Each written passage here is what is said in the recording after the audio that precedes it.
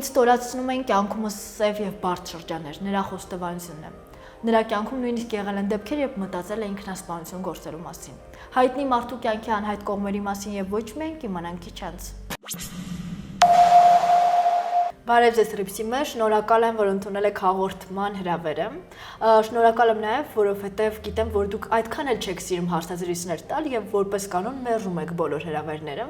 Սակայն նկարահանումից առաջ ասացիք, որ բավական հուզվում եք։ Հիմա փորձենք հասկանալ որն է ձեր հուզմունքի պատճառը։ Որովհետև արտաքինից դուք միշտ այսպես ասեմ, ինքնավստահ մարդու տպավորություն եք թողնում եւ դժվար է պատկերացնել, որ դուք կարող եք հարցազրույցից լարվել։ Խափում եմ երևի, լավ, ուղղակի չգիտեմ ինչով է պայմանավորված, միգուցե եւ շատ պատասխանատու է հայ հանդիսատեսի առաջ խոսելը, բայց փորձենք ունենալ անկեղծ զրույց։ Առհասարակ հայ հանդիսատեսին դուք նաև փորձում եք չձանձրացնել, որովհետև ինքներդ նշում եք, որ ձեզ դադարներ են պետք, այսինքն երբ որ որևէ նախագիծ է լինում, իսկ սովորաբար ձեր մասնակցությամբ նախագծերը բավական երկար են լինում,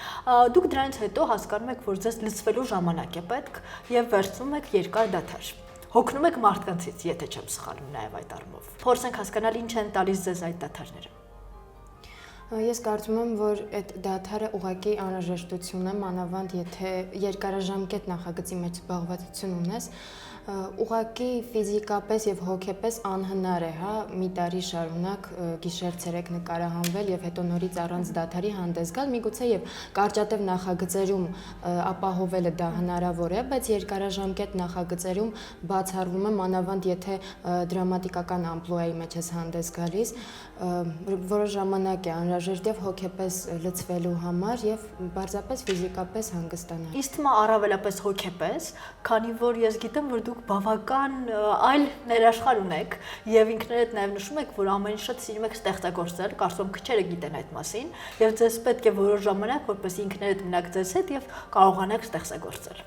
Ես կարծում եմ սա իսկապես բացահայտում է շատերի համար, որովհետև առհասարակ այսպես արտաքինից դուք թվում է թե որ գլամուրային կերպար եք, բայց երբ ուսումնասիրում ենք դեր քիչ հարցազրույցներ, հասկանում ենք, որ բավական խորը ներաշխար ունեք։ Եվ ձեզ պետք է այսպես ամբողջ աշխարհն անջատել եւ կարողանալ մնալ ինքներդ ձեզ հետ։ Ճիշտ է, հա, ժամանակ առ ժամանակ սիրում եմ մենակ մնալ։ Դա պարզապես անհրաժեշտություն է, ուղղակի պիտի մենակ մնաս, մտածես, լցվես, նոր էմոցիաներ հավաքես, նոր էներգիա հավաքես, դա դերասանի համար շատ կարևոր է։ Իսկ ես նաև բացի այդ սիրում եմ գրել եւ այս պատերազմից առաջ պլանավորում էի, որ պիտի գիրք հրատարակեմ, բայց բազմաթիվ խնդիրների առաջ հանգեցի, երևի խանգարեց քաղաքականությունը։ Նախ երբ որ արդեն պատրաստ էր գիրքը եւ պիտի հրատարակվեր, պատերազմից հետո, քանի որ գրականությունը սերտ կապի մեջ է ժամանակաշրջանի հետ, պատերազմից հետո այլ թեմաներ առաջ եկան, իսկ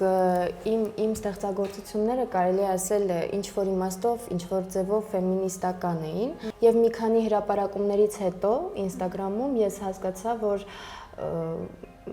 հասկացա, որ ժամանակաշրջանը համապատասխան չի, ճիշտ չեն ընկալում ձեզ։ Այո, ճիշտ չեն ընկալում, եւ այդ պահին անհրաժեշտ էր հերոսական երգեր երգել։ Դա էր անհրաժեշտությունը եւ դա էր պահանջված թեման։ Դա նաեւ ներքին պահանջ էր, ոչ միայն հասարակությունից բխող։ Անցավ որոշ ժամանակ էլի տարատեսակ թեմաներով ստեղծագործություններ գրեցի եւ այն ընկերությունը, որի հետ պիտի աշխատեի, պիտի հրապարակեինք գործերս, ազգատյաց հայտարարություններ էր արել անհատներից մեկը ու մի խոսքով խանգարեց քաղաքականությունը, հա, այդ շրջանում։ Եվ այդ թեման այս պահին թողել եմ դարձնել ամեն ինչ խառնված։ Իհարկե, բոլորիս կարծում եմ գործերն ու պլանները խառնվեցին իրար, բայց դեռ կանդրադառնամ այդ թեմային ու մոտակա շրջանում պլանավորում եմ, որ անպայման պիտի հրատարակեմ առաջին ժողովածուն։ Պատերազմը փոխեց բոլորիս ներկան եւ մեր մտորումներն էլ այլևս այլ են։ Բայց տեսեք, դուք նշեցիք, որ ձեր ստեղծագործությունները առավել ֆեմինիստական էին եւ ինձ մոտ հարց է առաջանում առհասարակ երբ որ ձեր քիչ թվով հարցազրույցներն եմ ուսումնասիրում այնտեղ կարծես թե հստակ գիծ կա երբ օրինակ ձեզ հարցել էին երբ ամուսնանաք նշել եք չեմ ամուսնանալու չգիտեմ միգուցե դա կատակ էր բայց այնուամենայնիվ այդպես եք նշել մեկ այլ հարցի երբ նշել էին շուտ ամուսնանալ ինչ է նշանակում, ասել եք նշանակում է կործանել կյանքդ։ Կարծես թե որոշակի ատելություն կա, պայմանական ասենք իհարկե ատելություն, բայց ամեն դեպքում որոշակի ատելություն կա տղամարդկանց նկատմամբ։ Փորձենք հասկանալ որտեղից երիտասարդ աղջկան այդ ատելությունը։ Դե դա իհարկե հումորի զգացում է կոչվում, բայց կամ հպարտություն միգուցե։ Առհասարակ էլի դեպքեր գրանցվել են, երբ որ հարցազրույցի ժամանակ խոսել եմ, որ դեռ չեմ գտել այն միակին եւ տղաները ինձ ձանձրացում են խոսքի մակարդակի վրա, շատ կարեւոր է գտնել հետաքրքիր զրուցակից, հետո այդ հոլովակի մեկնաբանություններում կարդացի, որ եթե տղաները ինձ ձանձրացում են, փաստորեն ես ուրիշ կողմնորոշում ունեմ սեռական եւ սա շատ ցավալի է, չէ, իրականում չկա նման բան եւ չկա ատելություն տղամարդկանց հանդեպ բացարձակապես։ Տեսնենք ուղղակի։ Լավ, հարցը այլ ձևով ձևակերպեմ։ Միգուցե տղամարդիկ պարզապես ձեզ խոցել էին, որովհետեւ ի վերջո չէ որ այդ շարժման կրողը հենց այնպես մարդիկ չեն դառնում։ Ինչ որ մի գաղափարից ելնելով են դրան ձգտում, ինչ որ մի բան պետք է կատարված լինի կյանքում, որ հասկանաս, որ պետք է պաշտպանես կանանցի վերջո, չէ՞ որ դրա հիմքում դա է այդ գաղափարն է։ Միանշանակ, իհարկե, ես կարծում եմ ոչ մի գեղեցիկ եւ խելացի աղջիկ, ով որ աշխատում է իր եւ անընդմեջ մեջ փնտրտուքների մեջ է, չի դադարում առնչվել այդ խնդրի հետ եւ անընդհատ է խոցվում հակառակ սեռից։ Դրան առաջին անգամ Թատերական ինստիտուտում եմ առնչվել երևի, չգիտես ինչու ինչ որ Մալենայի ճակատագիր էին ինձ վերագրել ու հայտնի ֆիլմի մասին է խոսքը, այո, Բելուչի մարմնավորած կերպարի։ Չգիտեմ ինչից սկսվեց այդ ամենը, բայց կարծում եմ Թատերական ինստիտուտում ամեն մի փոքր բարետես աղջիկ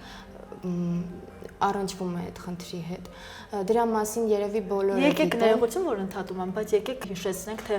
որ ֆիլմի մասին է խոսքը։ Այնտեղ այդ ֆիլմում հստակ էր բոլորը չարախոսում էին Բելուչի կերպարին, քանի որ նա գեղեցիկ էր եւ այսպես տարբեր բամբասանքներ էին հյուսվում։ Հիմա փորձեք հասկանալ ինչ էր կատարվում ձեր շուրջը։ Ինչ էր կատարվում իմ շուրջը։ Կանայք էին նաև նախանձում այնտեղ նրան եւ տղամարդիկ, այսինքն բոլորն են չարախոսում։ Հիմա փորձենք հասկանալ ձեր պարագայում ինչպես էր։ Եվ չարախոսում էին եւ փորձում էին նվաստացնել, նույնիսկ պայուսակից մեջ ծխախոտի մնացուկներ էին գցում, չգիտեմ, ինչ հնարավոր էր անում էին, միայն իհարկե բացահայտ չէին կարող տետա-տետ, հա, ինչ որ ձևով ինձ նեղացնել, բայց ովքեր Եվ տղաները եւ աղջիկները։ Ես դրա հետ չեմ առնչվել դպրոցում, այդ երևույթի հետ, բայց առնչվել եմ ինստիտուտում։ Եվ ինստիտուտում ոչ միայն ես էի առնչվում այդ խնդրի հետ, այլ նաեւ շատ ու շատ աղջիկներ, հա, մեր կուրսից, հակառակ կուրսերից։ Այսինքն չէին շփվում ձեզ հետ եւ դեռ մի բան էլ նման քայլերի ընկնում։ Ինչ էր կատարվում իրականում։ Մասսայական ինչ որ հարցակումներ էին գործում, ես չգիտեմ դա ոնց անվանեմ էլի, եւ ես էլ սև շրջաներ շատ բավական դա ինձ նույնիսկ պահ է եղել, երբ ես շատ ծանր ընկճախտեր եմ ունեցել, որովհետև այդ տարիքում միանգամից դպրոցը ավարտելուց հետո առնչվել անարդարության զգացողություն երևի կոչեմ, որովհետև այն ինչ ինձ հետ կատարվում էր բացարձակ անարդարություններ, իսկ ես ինչ որ շատ պահպանողական ընտանիքում էի դաստիարակվել քրիստոնեական բարեկրթությամբ եւ միգուցե ինչ որտեղ ես էի մեղավոր, որովհետև չէի կարողանում ինձ ճիշտ ձևով պաշտպանել։ Եվ այն աղջիկն էի, այն որ ֆիլմերում չեմ միշտ որ պայուսակը շպրտում են, բան։ Էր ինչ էր կատարվում։ Որն էր ամենացավալին, որ մինչ օրս երբ հիշում եք, հասկանում եք, որ ավելի լավ է ամբողջ պատմությունը սկզբից մինչև վերջ, երբ ես հիշում եմ այդ տարիները, լավ բաներ էլ կային։ ստեղծագործական վերելքի տարիներին շրջագայությունների տարբեր երկրներով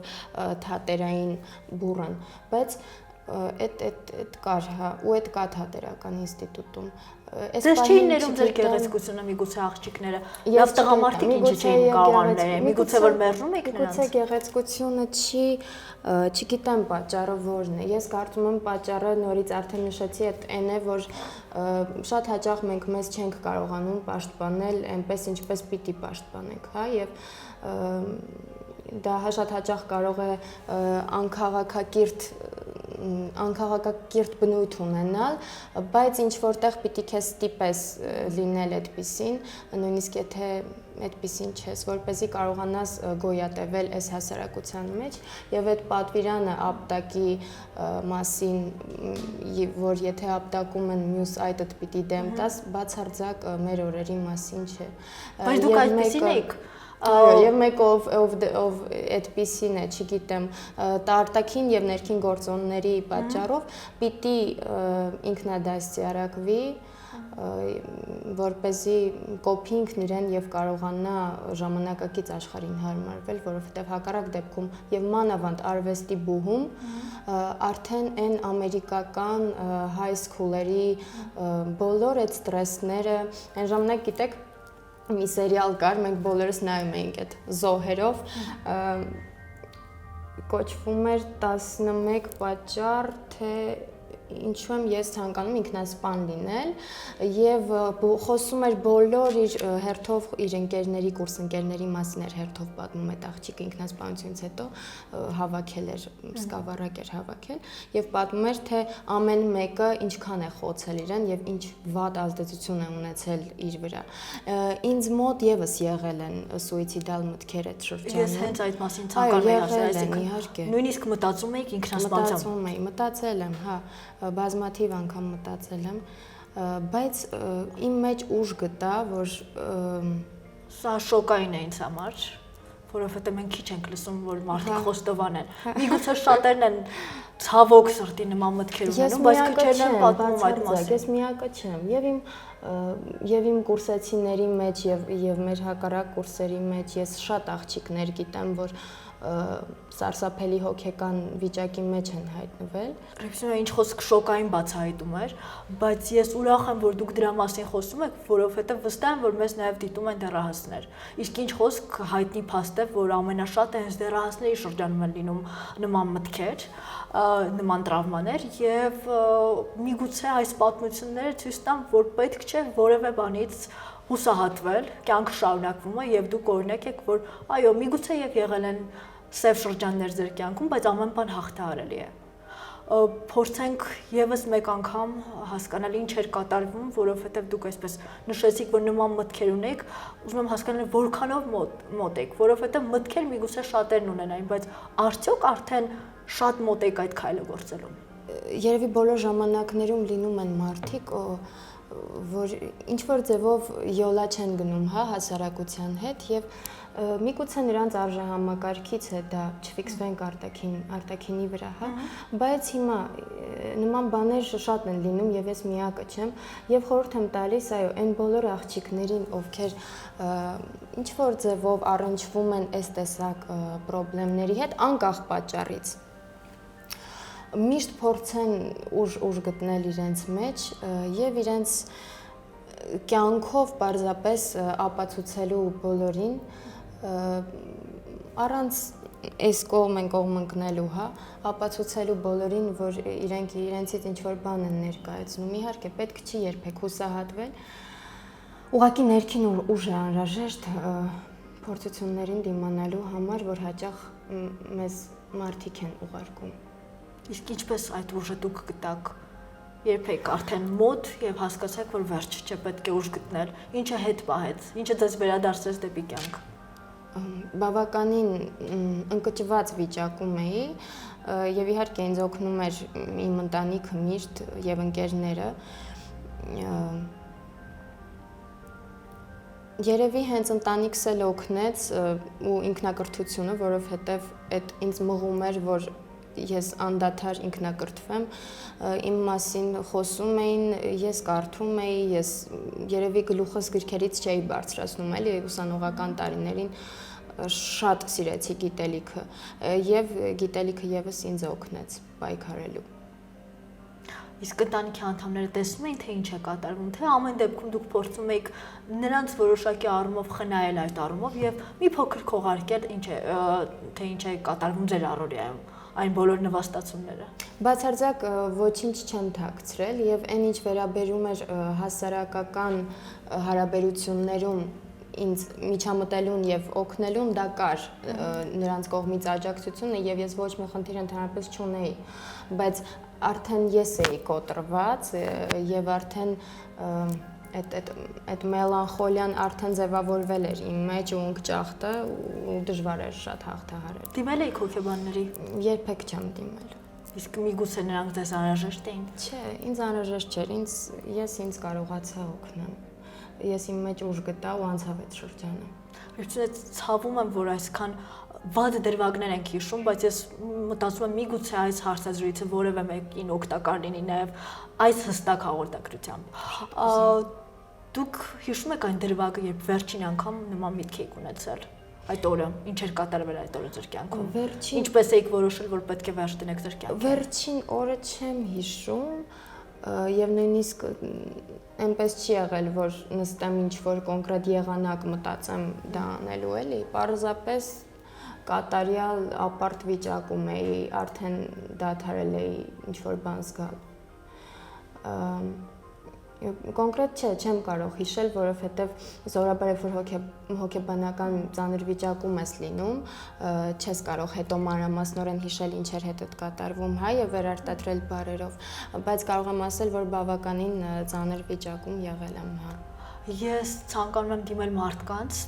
որովհետև ի վերջո պետք է գիտակցենք, որ միգուցե երբ մենք վիրավորում ենք դիմացին եւ մեզ թվում է դա ընդհանրապես թեթևակի վիրավորանք էր, պետք է հիշեմ, որ իսկապես դա կարող է մարդուն նման հոգեվիճակի հասցնել։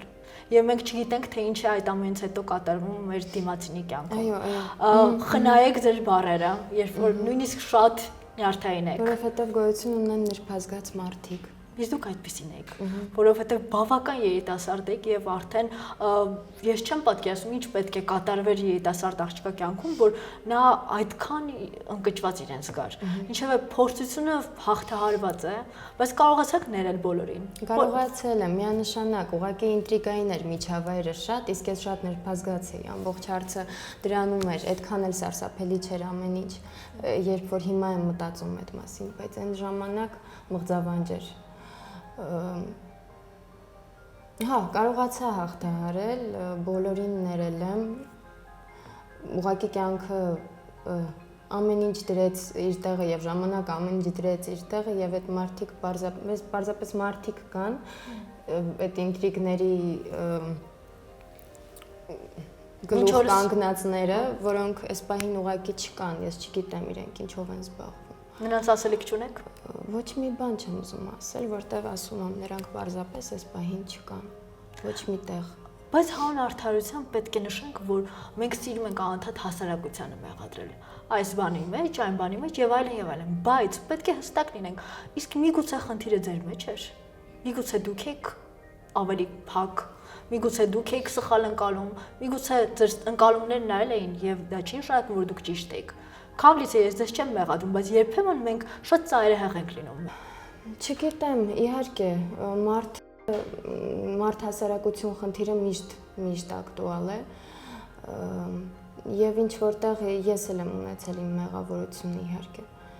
Ներողություն այստեղ նաեւ եւս մեկ անգամ փաստենք, որ դուք այն մարդ եք, որ նշում եք, որ մարդկանցից ի վերջո շուտ եք ձանձրանում։ Այդ թվում նաեւ քիչ առաջ էլ խոսեցինք այն մասին, որքան էլ որ դուք ասում եք, որ այդ հատվածներ քննարկում համացանցում, բայց այնուամենայնիվ դրանք ձեր մտքերն էին, որ դուք հոգնում եք տղամարդկանցից եւ այլն եւ այլն։ Այսինքն այնպես չէ, որ մարդիկ որոշակի առումով չափազանցնում են, այն որ դուք ինքնափոփ եք, այն որ դուք փակ եք, այն որ դուք ուրիշ եք, դա փաստ է։ Հա, գուցե եւ այդ բարդությունները շփման, հա, այդ տարիքում հենց դրանից էլ գալիս էին, բայց կարծում եմ ցանկացած ստեղծագործ մարդ այդպիսի ներաշխար ունի։ ուղղակի ժամանակի ընթացքում շատ ու շատ բաների սկսում ես արդեն պրակտիկորեն նայել եւ հասկանում ես, որտեղ ինչ է պետք անել։ Եվ հասկանում ես, որ պետք չի լինել չափից դուրս նրբազգաց, ինչպես արդեն նշեցի։ Դուք քիչ առաջ նշեցիք, որ դպրոցական տարիքում նմանատիպ խնդիրներ չէիք ունեցել, բայց այնուամենայնիվ ես կարծում եմ կրկին այլ էիք։ Կրկին բախվում եք այդ խնդրի հետ, որ դուք եւ ձեր համադասարանցիները այլ են։ Արդյոք այդ շրջանում որոշակի ներքին բախումներ չունեիք։ Չունեի, ընդհանրապես չունեի։ Ես չեմ եղել դասարանի գեղեցկուհին, ես եղել եմ խելացին մեր դասարանի։ Եվ մեր դասարանում շատ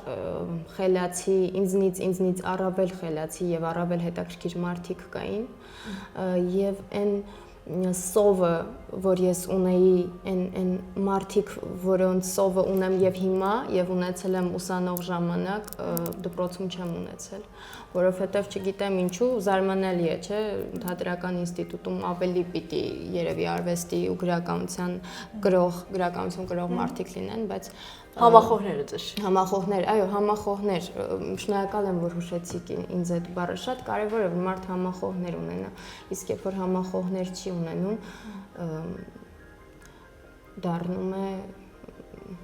մենակ է մնում, երբ որ համախոհներ չի ունենում։ Իսկ դուք փոքր տարիքում ինքնափոփ չեք, փակ չեք։ Չէ, ընդհանրապես շատ նորմալ երեխա եմ եղել։ Որովհետև դուք ինքներդ նշում եք, որ շնորհակալ եք ձեր ծնողներին, որ ձեզ թույլ էին տալիս ապրել այնպես, ինչպես դուք եք ցանկանում, եւ չէին ստիպում ձեզ ապրել այնպես, ինչպես օրինակ հարևաններն են ցանկանում։ Երբեք միջամտություն չեն ունեցել իմ կյանքի վրա,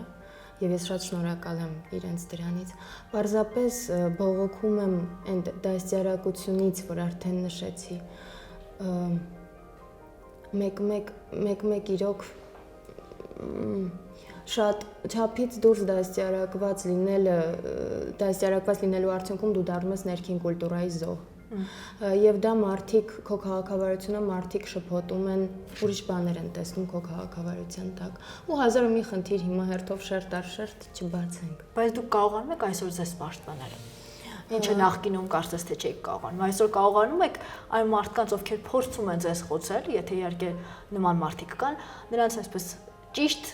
հակահարված տալ։ Իհարկե, ուրիշ տարբերակ այլևս չկա, եւ տարիների փորձը թողել են իրենց հետքը, բնականաբար եւ ուրիշ բնավորություն են արդեն ձևավորել։ Կյանքը դες ստիպեց դառնալ այլ։ Ձեզ դժվար չէ հիմա ապրել։ Բոլորովին։ Հիմա ներդաշնակ եք, երջանիկ։ Բոլորովին դժվար չէ, ինձ համար այս պահին միակ դժբախտությունը, որ ինձ հոգեկան մի փոքր ցավ կարող է պատճառել, հարազատներիս կորուստն է։ Ուրիշ ոչ մի բան ինձ այլևս խոցել չի կարող։ Իսկ ունեցել եք նման կորուստներ։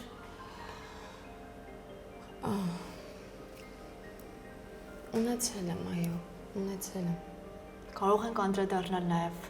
ձեր կյանքի այս հատվածին։ Ի վերջո այս պատմությունները հենց այնպես չեն։ Մենք ցույց ենք տալիս, որ ցանկացած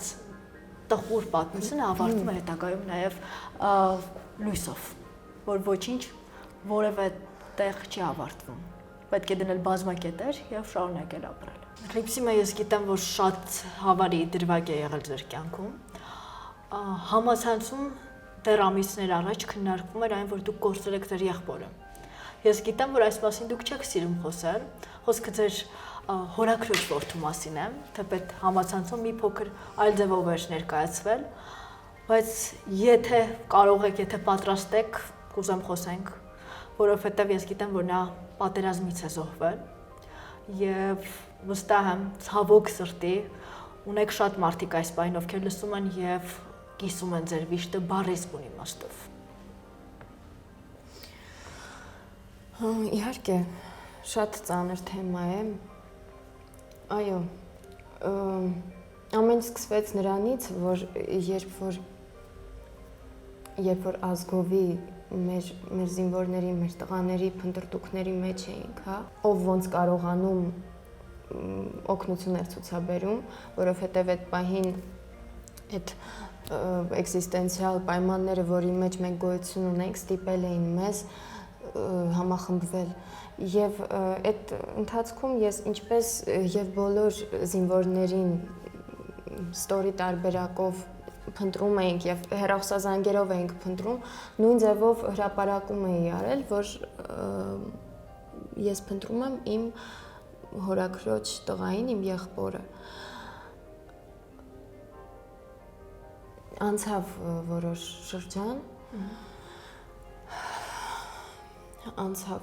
շրջան եւ ինձ գրեցին գումարտակի տղաները Համլետի եւ ասացին, որ տեսել են, թե ինչպես են ազոհվել, որովհետեւ Կարմիր շուկայի մոտ է պայթել ավտոբուսը եւ միայն այդ տղաներից մեկն էր ողջ մնացել եւ հստակ գիտեր, որ ինքը ողջ չի։ Ինձ հետ կապնվեց, ինձ ասաց, իհարկե ես չկարողացա ոչ մեկին այդ մասին ասել, որովհետեւ մինչեւ որ ռեալ փաստեր չես ունենում, չգիտեմ, անցավ որոշ ժամանակ, մի խոսքով արդեն հաստատվեց, սկսեցի արդեն հիվանդանոցներում փնտրել, իսկ ես ամենաշատն էի փնտրում, որովհետև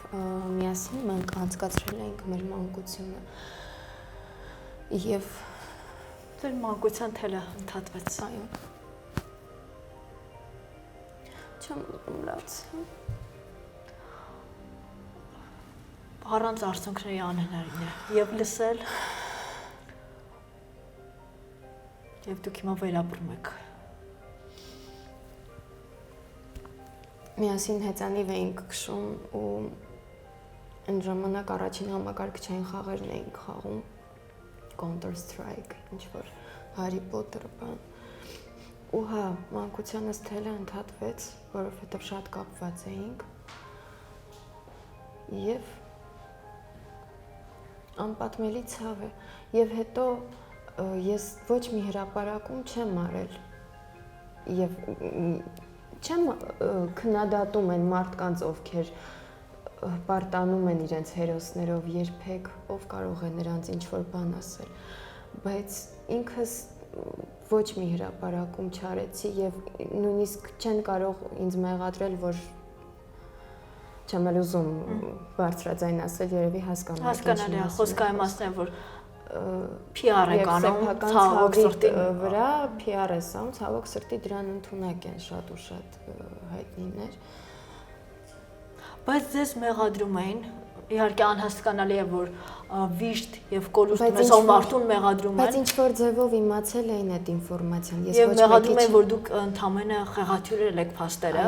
եւ ձեզ նույնիսկ ասում էին, որքանով ես եմ տեղյակ, մեղադրանք կար, որ չէ որ եղբայրդ ողջ է, իսկ դու ասում ես, որ նա մահացել է, զոհվել է։ Բայց խոսքը իմ հարազատ եղբոր մասին էր, իսկ մի խոսքով, չգիտեմ։ Նույնիսկ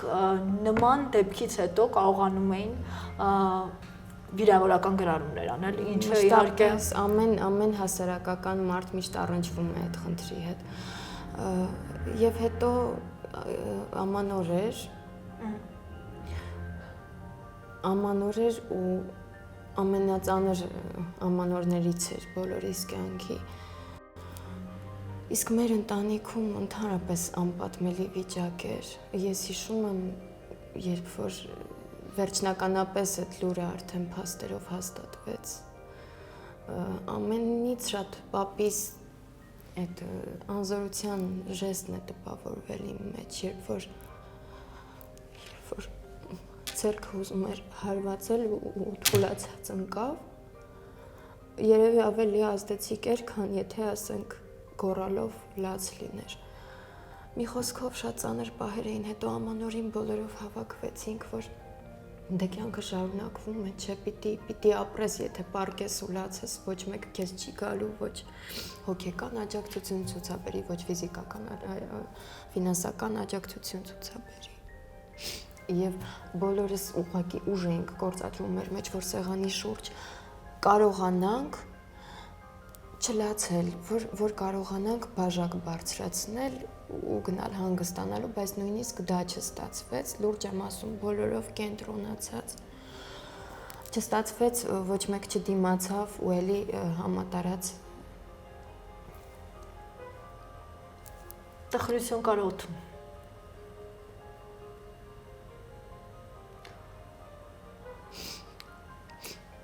Ներողություն։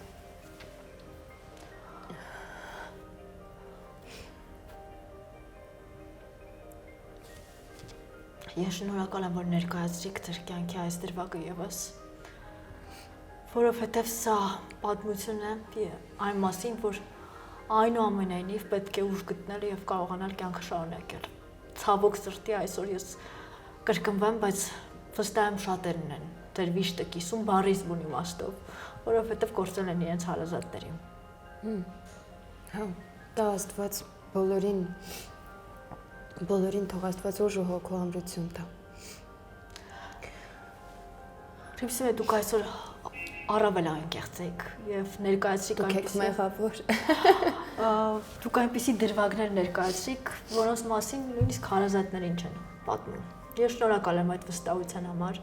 Շնորհակալ եմ, որ կարողանում եք ցույց տալ, որ ինչ էլ լինի, կյանքը շարունակվում է եւ մեծ հույս ունեմ, որ այդ բոլոր սև շրջանները այլևս անցյալում են եւ ապագայում միայն լուսավոր կետեր են սպասում։ Շնորհակալ եմ։ Ես եմ շնորհակալ։ Եվ վերջում նկարահանման աջակցելու համար շնորհակալություն եմ հայտնում Արամի 42 կոտորակ 1 հասցեում գործող Սպորտբար 25-ին։ Իսկ իմ դիմահարդարման եւ վարսարդարման համար շնորհակալություն Ծինա Թևեսյան բյութի ցենտրին, հասցե Բաղրամյան 85։ Կհանդիպենք։